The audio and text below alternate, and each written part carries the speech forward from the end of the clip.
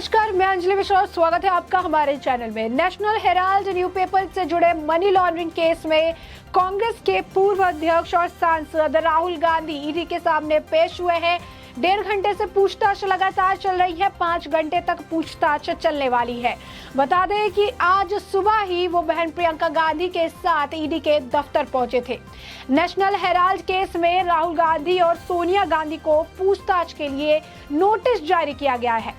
इसके विरोध में कांग्रेस ने आज दिल्ली समेत देश के 25 ईडी ऑफिस पर प्रदर्शन कर रही थी। कांग्रेस ने इसे सत्याग्रह का नाम दिया और ईडी मुख्यालय के बाहर जमकर प्रदर्शन किया। कांग्रेस पार्टी ऑफिस के अलावा ईडी हेडक्वार्टर के बाहर भी भारी पुलिस बल को मौजूद किया गया। कांग्रेस मुख्यालय के पास क्षेत्र में पुलिस ने धारा 144 लगा दी। एहतियातन पुलिस ने कई कांग्रेसियों को हिरासत में लिया, जिन्हें बस में भरकर नजदीकी थाने भेज दिया गया।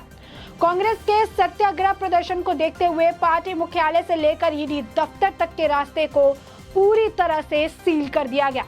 सुबह दिल्ली की सड़कों पर कई जगह राहुल गांधी के सपोर्ट में पोस्टर नजर आए।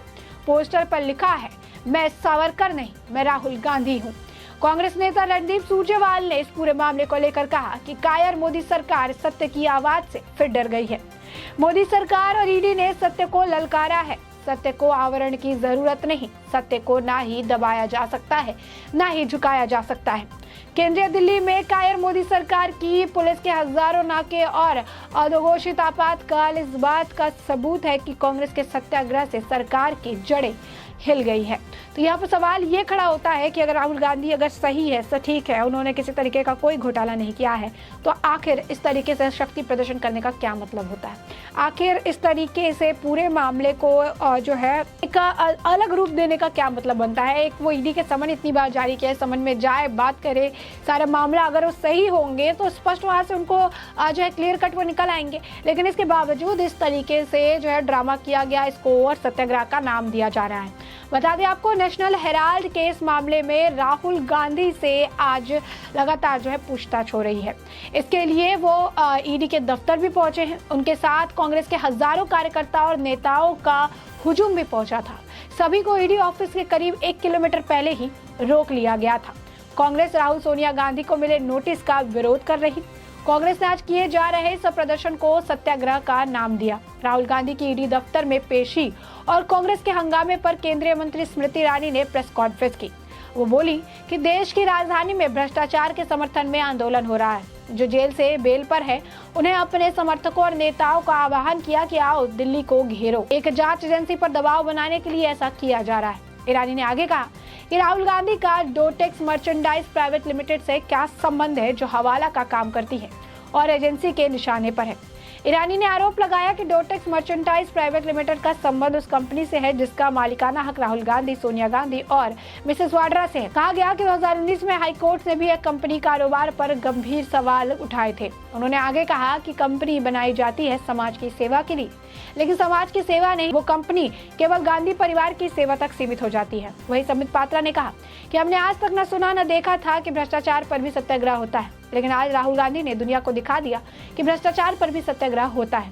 महात्मा गांधी की आत्मा को आज जिस तरह से ठेस पहुंच रही होगी, वो पूरा देश जानता है। राहुल गांधी आज नेशनल हेराल्ड केस में बेल पर बाहर है और ये पूरा मामला कोर्ट में लंबित है। कोर्ट में कांग्रेस पार्टी और राहुल गांधी ने गुहार लगाई थी कि इस मामले को हटा दिया जाए, लेकिन कोर्ट ने नहीं सुनी और आज जो भी कार्रवाई हो रही है वो संवैधानिक कार्रवाई है। राहुल गांधी की पेशी से पहले कांग्रेस कार्यकर्ताओं का काफी हंगामा देखने के लिए मिला, जिसके बाद उन्हें हिरासत में ले लिया गया। ईडी दफ्तर के बाहर प्रदर्शन कर रहे कांग्रेस कार्यकर्ता और नेता हिरासत में लिए जा चुके हैं। कांग्रेस के नेता रजनी पाटिल, अखिलेश प्रसाद सिंह, एल हनुमंता और राहुल गांधी के समर्थकों में प्रदर्शन के लिए मंदिर मार्ग पीएस के भी हिरासत में लिया गया। इससे पहले रणदीप सुरजेवाला, अधीर रंजन चौधरी, केसी वेणुगोपाल, दीपेंद्र सिंह हुड्डा, अशोक गहलोत आदि को भी हिरासत में लिया गया। राहुल गांधी का बयान पीएमएलए के सेक्शन 50 के तहत दर्ज होगा।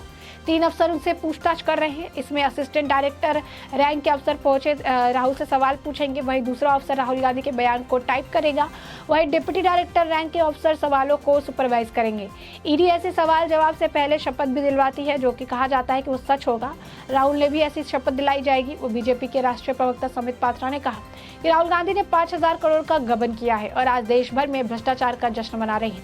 उन्होंने कहा कांग्रेस की कोशिश है कि राहुल गांधी को लॉन्च करने की, जो कि असफल होगा। संबित पात्रा ने राहुल गांधी पर ईडी की होने वाली कार्रवाई को संवैधानिक बताया। मिली जानकारी के मुताबिक राहुल गांधी का बयान पीएमएलए के सेक्शन 50 के तहत दर्ज किया जाएगा। माना जा रहा है कि अब पूछताछ लंबी चल सकती है। इसकी वजह है ईडी की सवालों की लंबी लिस्ट।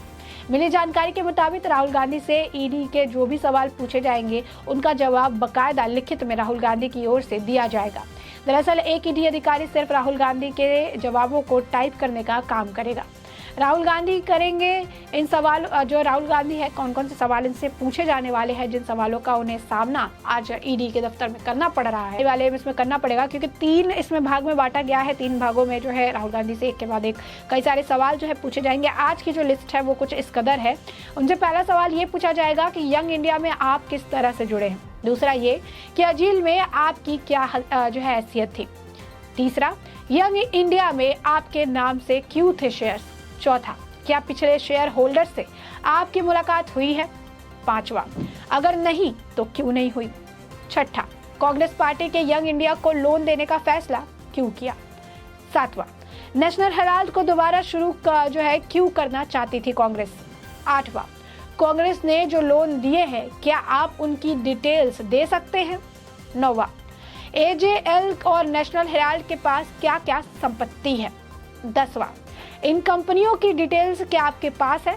आपके पास 11वां, क्या आपके पास कितने बैंक अकाउंट है। 12, किस किस बैंक में आपके पास अकाउंट है। 13वां नंबर सवाल है वो ये होगा, क्या कोई बैंक अकाउंट विदेश में भी है। 14वां नंबर जो क्वेश्चन होगा वो ये है कि अगर है तो उनकी जानकारी दीजिए। 15वां क्वेश्चन, आपकी जायदाद कहाँ कहाँ है।